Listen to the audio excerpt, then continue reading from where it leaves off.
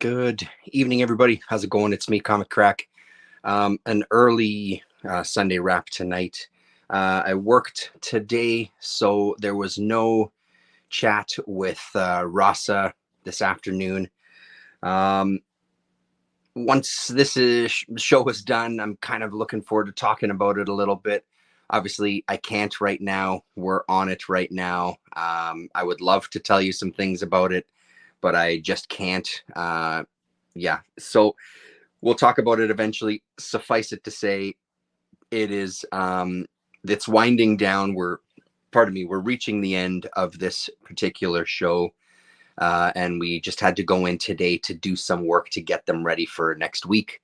They're in a studio, so they're kind of the whole thing is coming together. It's almost done. So hopefully in, I don't know, a month or so, I can probably talk about it a little bit more detail without being so vague. But because I had to work today, we couldn't do a chat.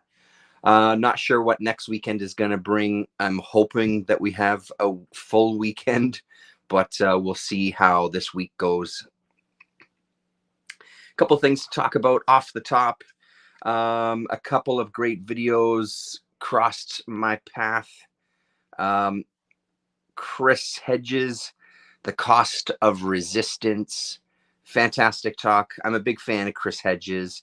The Chris Hedges YouTube channel is what his channel is. Hedges has had a lot of stuff deleted from YouTube over the years. He used to be affiliated with RT, and a lot of people that were affiliated with Russian television were their videos were completely taken away from YouTube, which is nonsense. But there you have it. Chris Hedges. I think I saw him on. I think he was talking to Jimmy Dore. I saw a clip, and he had mentioned possibly working on a new book with Joe Sacco as well. I think he said they were still searching for a publisher, which doesn't quite make sense. I'm pretty sure this was a newer interview with him. So Chris Hedges, I think, is always worth listening to. And this particular talk, I really enjoyed this talk. It's just 48 minutes, well worth your time. The other one I want to draw your attention to is a conversation between two absolute giants in my mind, John Mearsheimer and Jeffrey Sachs. Another two guys. I am far from an expert on any of these people. Let me just say that right off the bat. But I do know that I love listening to some of these guys. These guys specifically, there's times that they talk about stuff and it honestly goes over my head. I'm just not as smart as these two guys, these professors. But this is a great conversation to see them together. Again, 54 minutes. This is from something called the All In Summit 2024. And it's All In podcast. I know there were some other people associated with this summit. Don't let that color your impression of listening to these two guys. I've listened to each of them separately. I don't think I've ever seen a conversation where they've been in the same room and discussing things together. So that was also interesting to hear where their viewpoints differed.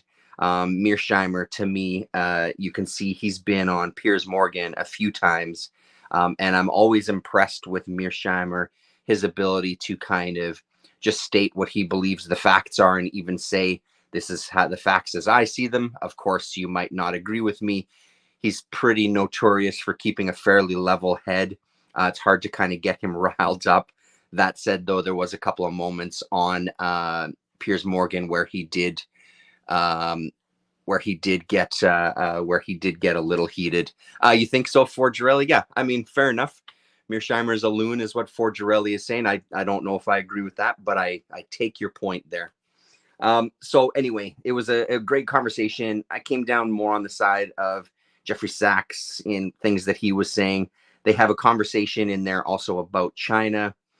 There's another channel that I listen to occasionally. What's it actually called? Awakening Richard. I've only watched a little bit of this. It's kind of a newer find for me.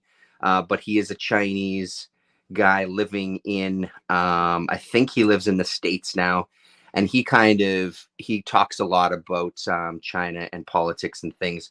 So he discusses their conversation where they talk about China being a threat to the West, and he kind of gives his viewpoints on it. And I thought it was interesting to listen to. Again, there's some things that he talks about that I just am unaware of, so a bit over my head. But so a couple of things to listen to if you're interested. Of course, it's never, they're always just recommendations. The other, I think last weekend we talked about the Meridian Brothers. I've been heavy into watching a bunch of Meridian Brothers stuff. There's an NPR Music Tiny Desk concert with them that's so great. This KEXP performance from a year ago is fantastic. They have a channel as well too. Meridian Brothers is the channel there. Really, really great. And then there was one show, I actually watched it again last night with my son. This one, that's not they do an amazing version of Purple Haze, actually, which is, it's wild. It's probably one of the more unique covers that I think I've ever heard. This show here is the one that I would suggest if you've heard some stuff and you're interested in them. This is the one to listen to, I think, here. Again, it's on the Meridian Brothers YouTube channel. So good. They have a string quartet playing with them as well, too, for bits and pieces. But you really get a good sense of what kind of a band they are. They're really, really solid. It's been so much fun listening to them for the past few days. So there's your music, a continued music recommendation left over from last week. Hello, Damien. Hello, Lefty. Nice to see you all. I think that's it. Was at the bookstore with my daughter, and I picked up, we're not big RPG gamers in the house, but this is one that I've always wanted to play. This is called Troika. I think this is a reprint of the original kind of base rule set for Troika. So it's an RPG. There's a whole bunch of expansions. I have one or two of them that I ordered from the Cave Evil guys. This one is a reprint from 2023, so last year. Melsonian Arts Council. So this will be the second edition here from 2023. There's also a newer edition of this core rule set, and it's got a lot more illustrations in it. This has some illustrations, but not a ton of them. But it was cheap, and I would love to play this. I find myself with RPGs, I just don't really know where to start, and I think I've just got to dive in. So I'm thinking that this would be a great place. It's a really interesting world that they've built. There's a whole bunch of art, especially in the expansion, that really appeals to me. So that kind of helps get you in the mindset, I think, of playing some of these games. And the family and I, we don't shy away from games. We've played many, many games together over the years, spent many hours at the dining room table playing games. So I would love to kind of host, DM, I don't know what you'd call it for this particular game, a version of this, and see where we go. So it seems like a fairly easy read too. So I'm going to try my best to dive into this one and get this played with the family. So Troika, if you're interested in RPGs, check out the Melsonian Arts Council for more images and stuff that they've done. Didn't read a ton this week, but we'll kind of tackle that last. There was, of course, another stack of books from the collection here in town that I picked up. I was saying to her that I really need to stop coming to see her every week and maybe not pay attention to the Facebook page as much. Let's move us over this way a little bit. Because there's just been so much, and I have passed on some things I was interested in, but it's really difficult because it's such a phenomenal collection. So I did pick up a few things. We'll have a quick look at them. A couple of them I've already read, and then we'll dip into the few books that I did read. There's a bunch of books in the stack this week that are newer that I want to wait to talk with Rasa about, so we won't say too much about them here.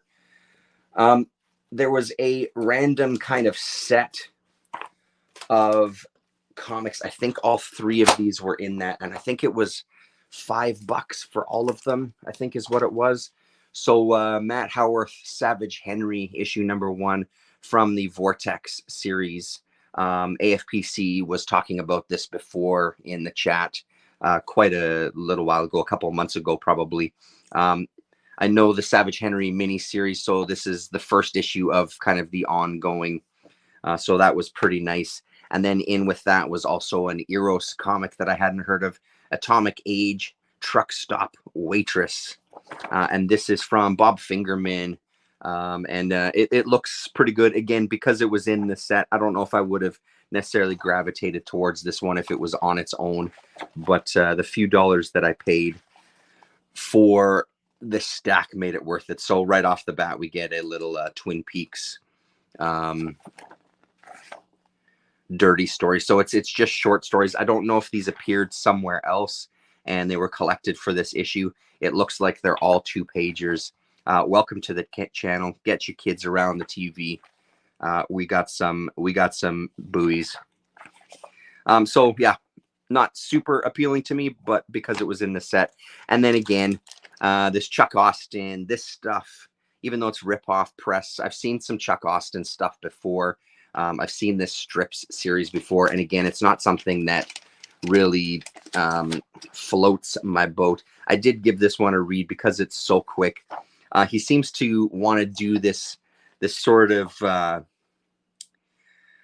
don't even really know. It's sort of like this teen drama in a comic book form. So the book starts off with these three fellas kind of talking about the women that they've bed and the fact that our main character here is probably still a virgin, even though he doesn't say it. And then there's a conversation that maybe he's gay. So we cut to, they think maybe he's gay because he's got these women apparently throwing themselves at him. And have you even slept with any of these women? What the hell is wrong with you? That sort of thing. So cut to these two girls that are interested in him, who are living together. And of course, as women do, they just hang out in their room naked. They just hang out naked and, have conversations because that's what they do. So it wasn't much to write home about. So I don't know much about Chuck Austin himself. I know that he's done a bunch of these kind of books. I think they were mostly with Rip-Off Press. They may have been with another publisher as well too. So yeah. You should be afraid to show the graphic stuff. Loosen up. Yeah, exactly. Yes. I'm sure that I don't even want to tempt the fates, so I'll leave that sentence unfinished. What else you got?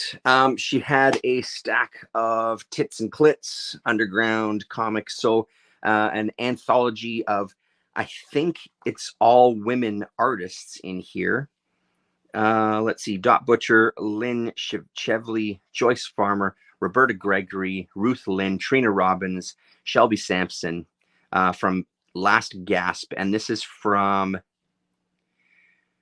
looks like 1987, because there's one that's copyright 1977. So yeah, this one here is from 77.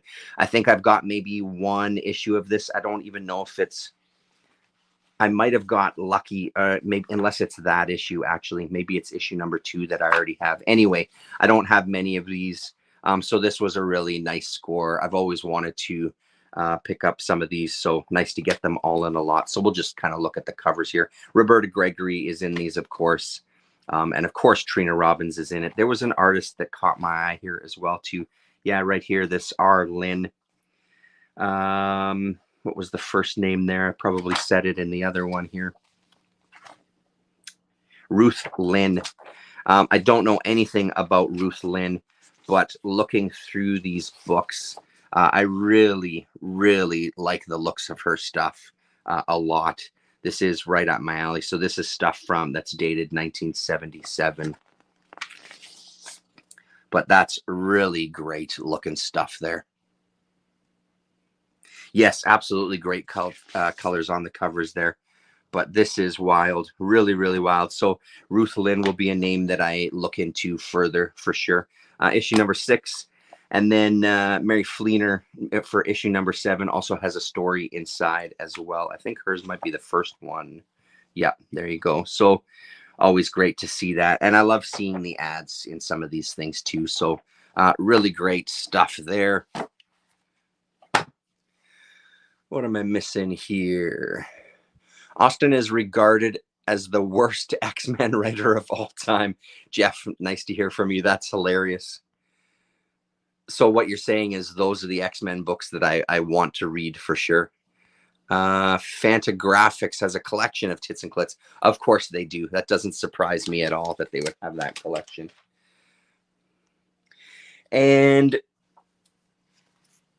we also managed to get the 4 issues of Particle Dreams. I'm 99% sure that this one I already have, but it came in a lot, so I don't mind getting a double. I can pass that on to somebody. Again, Matt Howarth. This is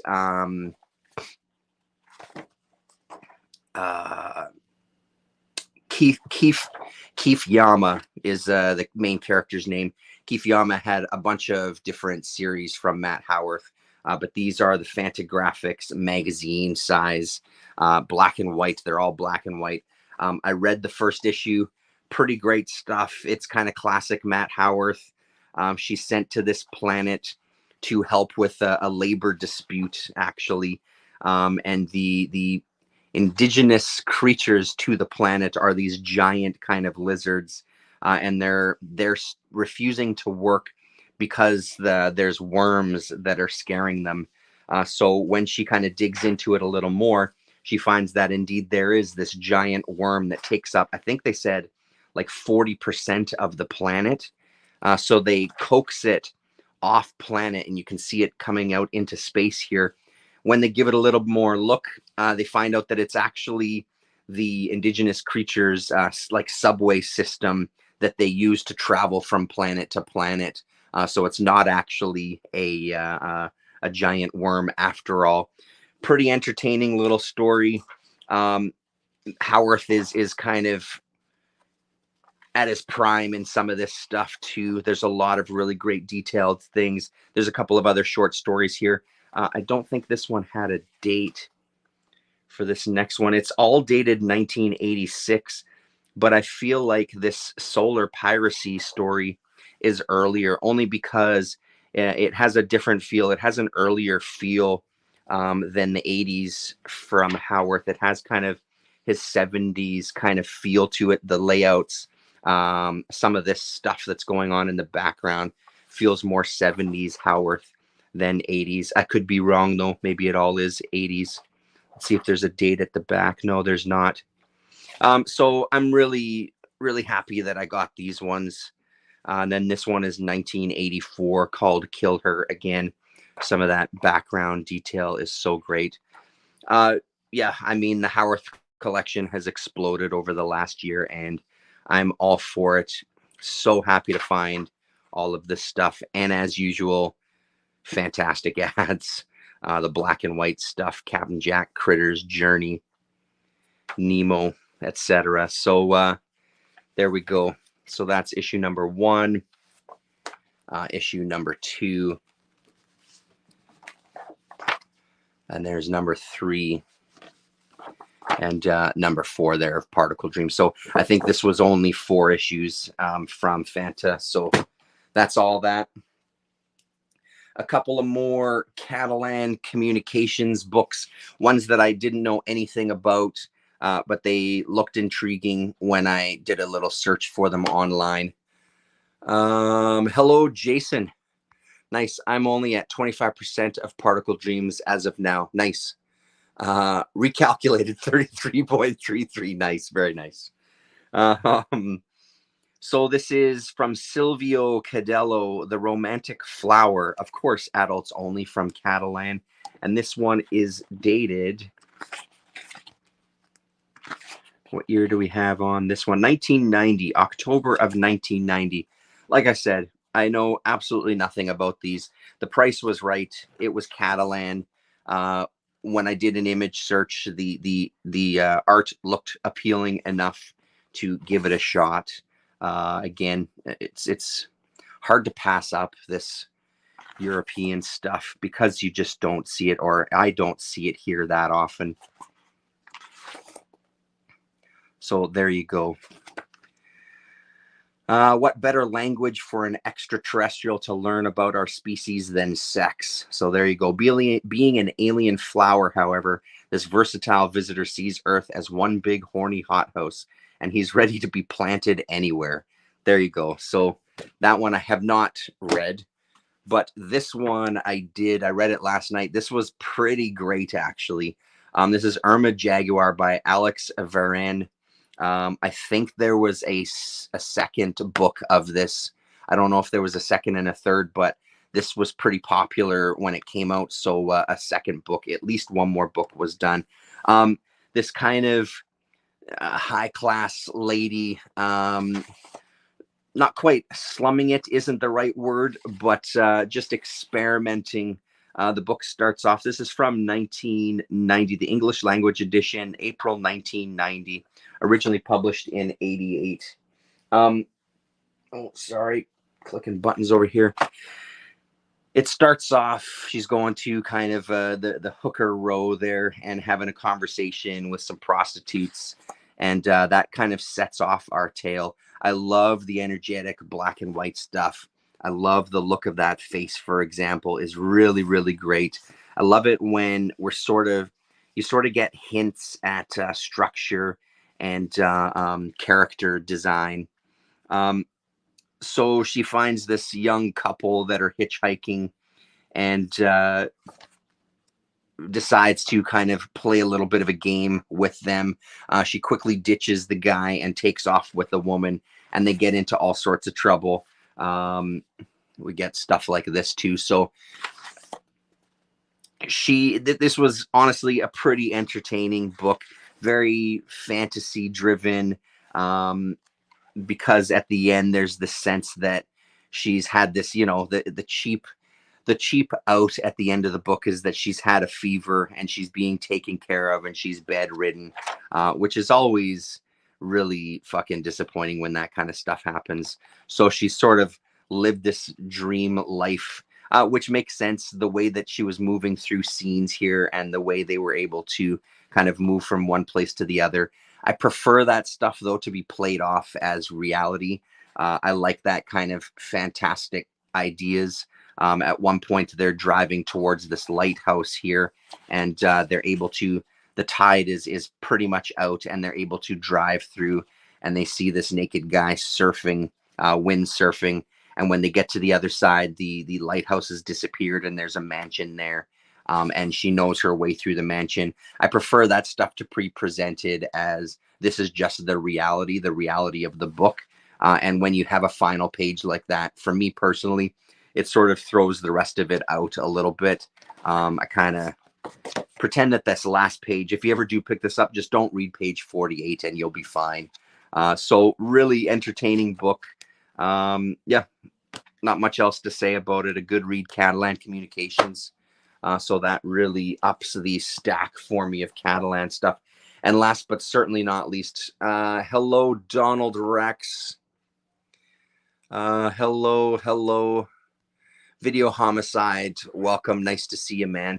420. How's it going, man? I know you got some deadly picks this week, T. Nice work. Look forward to seeing your showcasing. Finally, this was the book that kind of had me like, okay, I really have to back away from watching the stuff that's being posted every week. And just as a quick update, she posted today that there's someone who's talked to her about made an offer, I think, on the entire collection. So that might solve all my problems. It might just be sold to somebody, which I have mixed feelings about. I hope that it's somebody in town. My suspicion is that it's not. And that collection, the rest of the collection is going to end up leaving our city. I think that that's really disappointing. Do I have the money to make an offer on the collection myself? No, because it would probably be around 10 grand, I think, is probably what may get you the rest of the books that she has. But again, I haven't seen the rest of it yet, so I actually don't, pardon me, I don't know what's left. It would just be a shame if this collection leaves the city, considering this was a guy collecting it here in Winnipeg. I'd love this stuff to stay. I know that that's not realistic, but there you have it. So anyway, the final one, the creepy collection, the Richard Corbin creepy collection, which has been something that's been on my list for a long goddamn time. But as I'm sure everybody here realizes, this is not something that's cheap when you do find it out there. It went out of print immediately when it came out. Another part of my collection that's exploded is the Richard Corbin, just from this collection here. So I'm so glad to have my hands on this. I started flipping through it yesterday. It's just amazing. It's really, really amazing. So this first edition is from 2012. I don't know if they did any other editions of it. But so all creepy, I think it's all just creepy stories. I don't know. Oh no, there's eerie stuff in here as well too. So creepy and eerie. Where else? Creepy, creepy, creepy. That's it. It looks like all I'm seeing is creepy and eerie. We get an introduction by your friend and mine, Jose Villarrubia.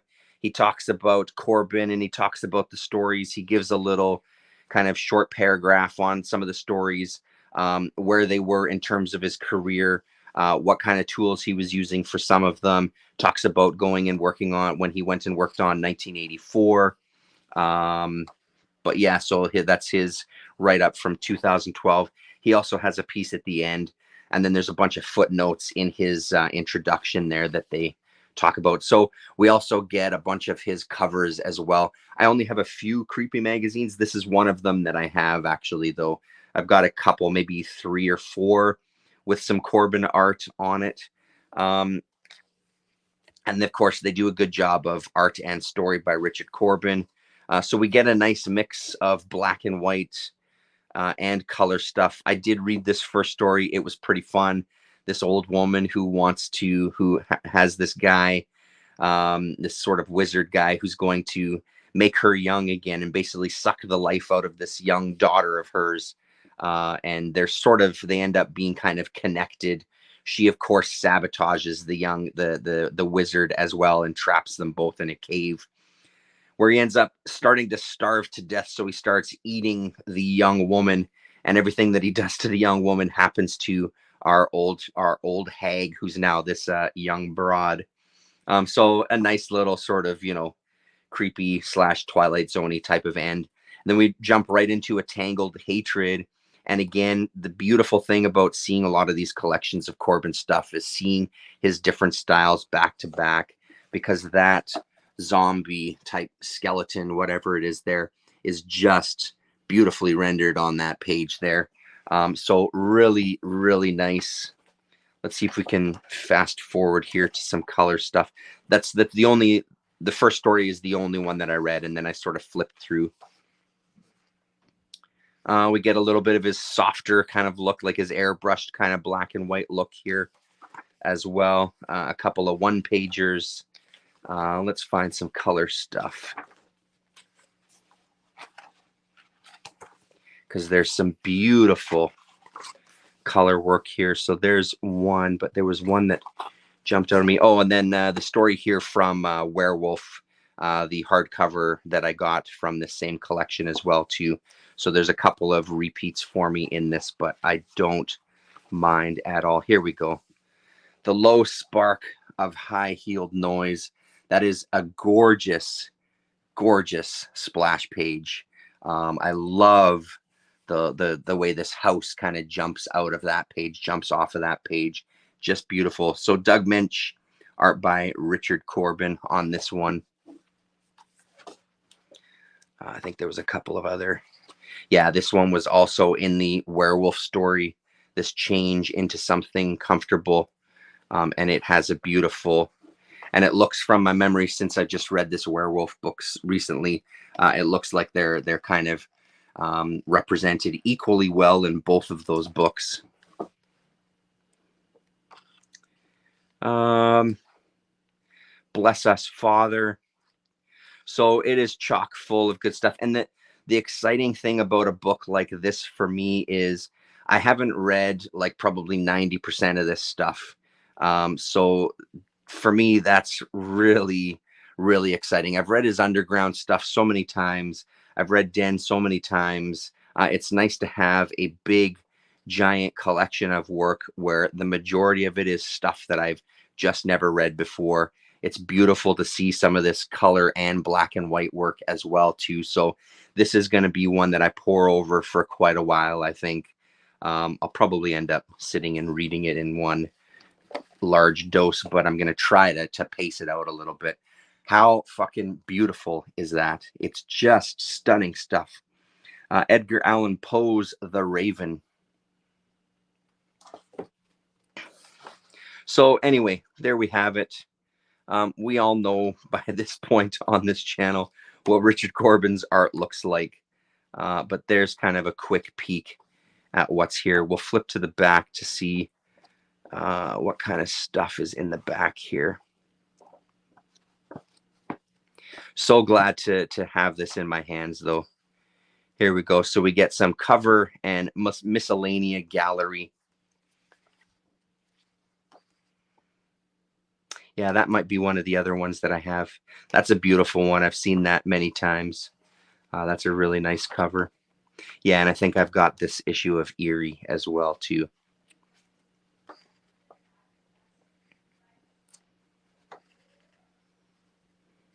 Iconic image there.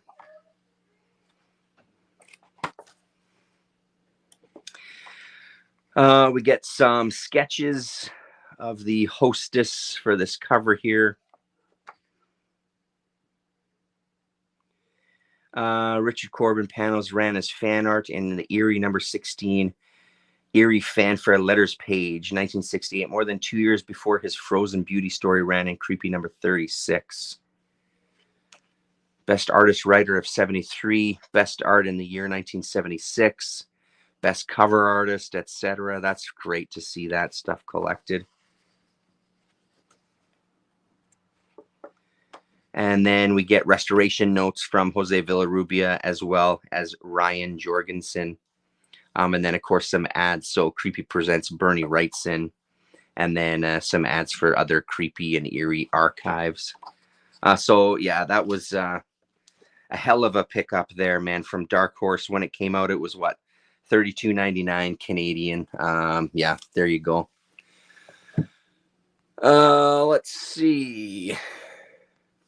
I heard she initially turned down $10K offer at the beginning for everything back then. Yeah.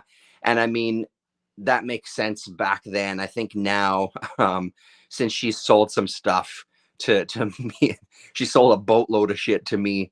But I know she's also made some other sales too. So I feel like it's come down. I know that she also had there was a Marilyn Monroe collection and a Betty Page collection of stuff in there too. So yeah, we'll see what happens. I'm curious. Again, I'd be really disappointed if the rest of the collection left the city. I just can't. I don't know. I don't want to say anything. Who knows what'll happen. Yeah, sorry, man. I never mean to make anybody jealous. I'm always very aware. We've talked about it before, of this sort of showing off. It's really not. I'm just a nerd and I get excited about this shit. And I love kind of sharing it with you all, especially stuff like this where maybe it's not as easy. I mean, I've been pining over this for years and I've always wanted to see more of the interiors. So when I show off stuff like this, it's really to kind of share, and at least then you get to see some stuff. I hope that comes across. I also need that Corbin book. I got the Ditko and the Wrightson edition. That's amazing. The only one I have is the Alex Toth one, is the other one that I have. The Wrightson and the Ditko ones would be great, though. That shark story haunted me as a kid. Yeah, hey, yeah. So there you go. So that's the haul from the collection this weekend. Like I said, I'm really gonna try to back off of if she ends up posting more this week. I'm really gonna try to not just fucking look at that thread every 5 minutes of my life. So onto the stuff. It's okay. It's like a sporting jealousy and happiness. It finds a great home. Yeah, no, for sure. And that's kind of what I hope for the rest of the collection. I hope it finds a good home no matter where it ends up. I hope it goes to some people who aren't just looking at it as like a collection to flip and make some money off of, and not enjoy anything out of it. I hope it goes to some people that are really going to get some joy out of this stuff. So for the stuff that I read this week, I've got my hands on Precious Metal #4. Again, a lot of this stuff we're not going to talk about right here. I want to sit and talk to Rasa about it. She was right about this issue, though. It does answer a bunch of questions. I also got Kaya issue #21, which was another great read. I got Helen of Windhorn #5, and this was a fantastic read. And I think the next issue is the final issue. There was quite a delay between issue #4 and 5, but man, oh man, did it not affect the story whatsoever for me. So great, easy to jump back into, beautiful book. And honestly, I know that Tom King is the guy that everybody loves to hate, but I think the writing in this particular book is pretty fun. I like the idea of these alcoholics going away on their binges into this fantasy world where they can kind of just wreak havoc, beat the shit out of people, kill people, and come back and kind of just kind of collect themselves again. So it's a good series, man. And like I said, one more issue. I did pick up Frankenstein issue #2. Not bad. For my money, the Dracula book was still better, but this one is pretty good. I'm still enjoying it. I think I'm going to stick with it. So I want to see how it runs. Some beautiful art. I'm really digging the covers as well, too. So this is Michael Walsh and Toni Marie Griffin. So goddamn good, man. This is Zatanna bringing down the house, book 4. Loved this issue. This one we're going to look through because, man, oh man, I am so glad.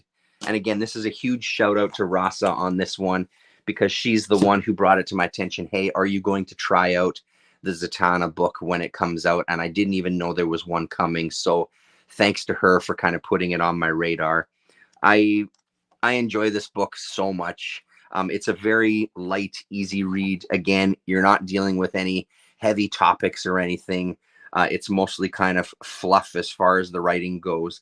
But I so thoroughly love the artwork, and I absolutely think that this coloring is just stellar stuff.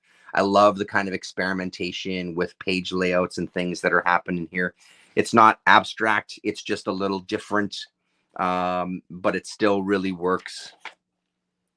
And then we also get these moments where we kind of get used to one color palette, and then bam, you're hit with this.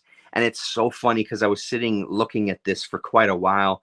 When you really get down to the detail, there's some moments here that remind me of kind of old Disney animation where you would see kind of like the storyboards, and you'd see kind of some of the preliminaries for things like 101 Dalmatians or things like that, right? Dalmatians, it really reminds me of. I feel like this is a very much a style akin to that. But when you sit and look at it, it's really like just the rough kind of lines to make up this fur. This, I imagine that it's all digital. I just get the impression that this is a brush that just gets slopped on in the background there. But the thing is, though, the details don't matter much when the entire page is just really, to my eyes, gorgeous. And I love these colors as well, too. I love the mix of the colors, the warmth from the room coming out and hitting them during this sunset. These little things are so enjoyable too. The sound effects getting used so well within the panels themselves. And then we jump back and forth between these different color palettes there. And again, for me personally, it works really well. I really, really like this book. As soon as I finished reading this issue, I actually went back through and just slowly flipped through it and just looked at all the pages and looked at all the color. So enjoyable. Really glad I'm picking this one up. Recommended for sure. If you're into this sort of thing, or if any of these images you're seeing appeal to you, recommended. Zatanna, I don't know how many issues this is, but this is book 4 of however many there are going to be. So yeah. Loving the Zatanna art, and the writing gives him the chance to let loose. Yeah, totally. So that is great. And then I also got,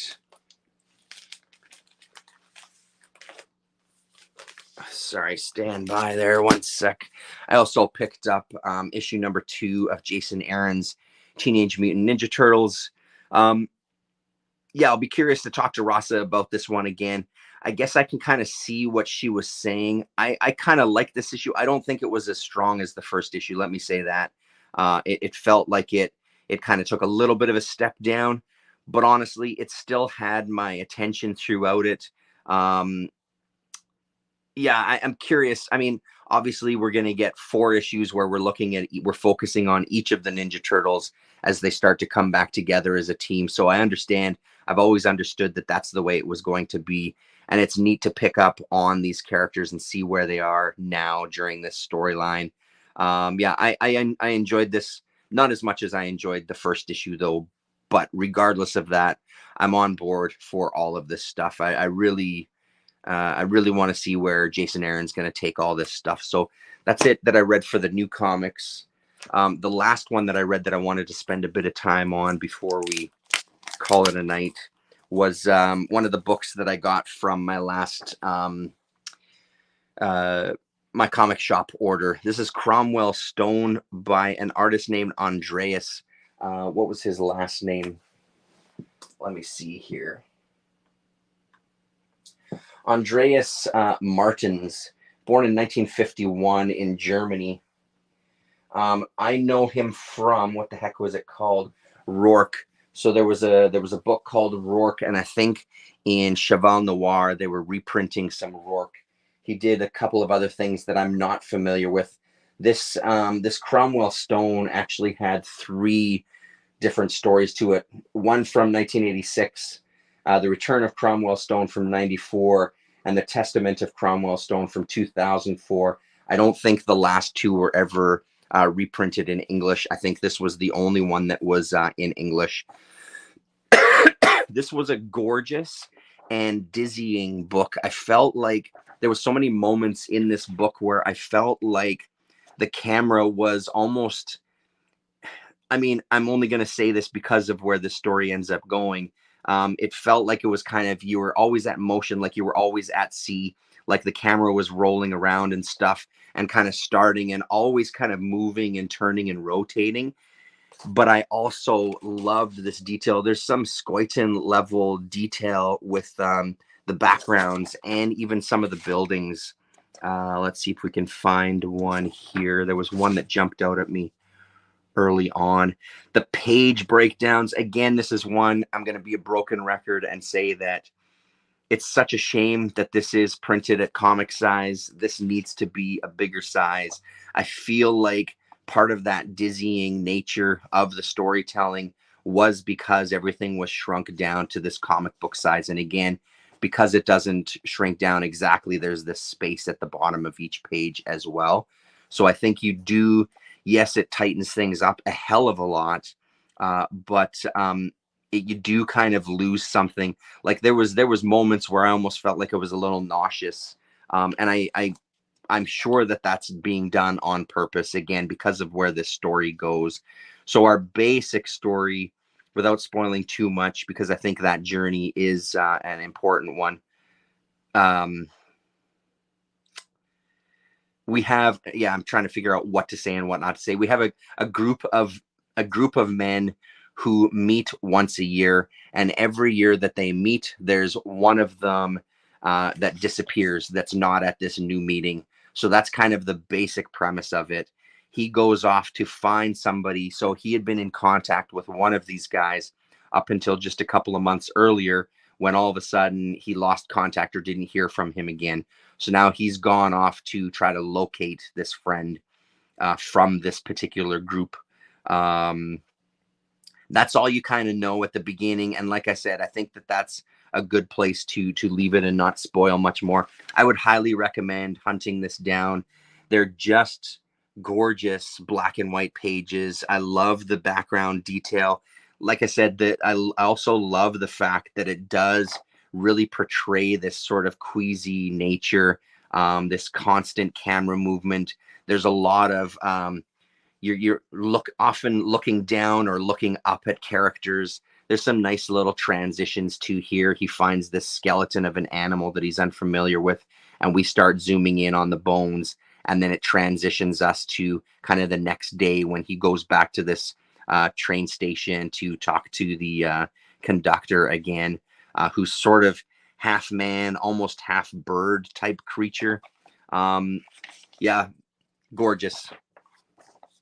So this is from Dark Horse, this issue, and it's from April of 1992. So we've talked about it before too, the fact that Dark Horse has just done so much that you get these, you can still find these little moments in their back catalog of how the hell did I miss this one? And it's only because I saw an ad for it in the back of another Dark Horse comic that I decided that I needed to find this one. No other reason. If I hadn't seen the ad, it would have gone completely unnoticed.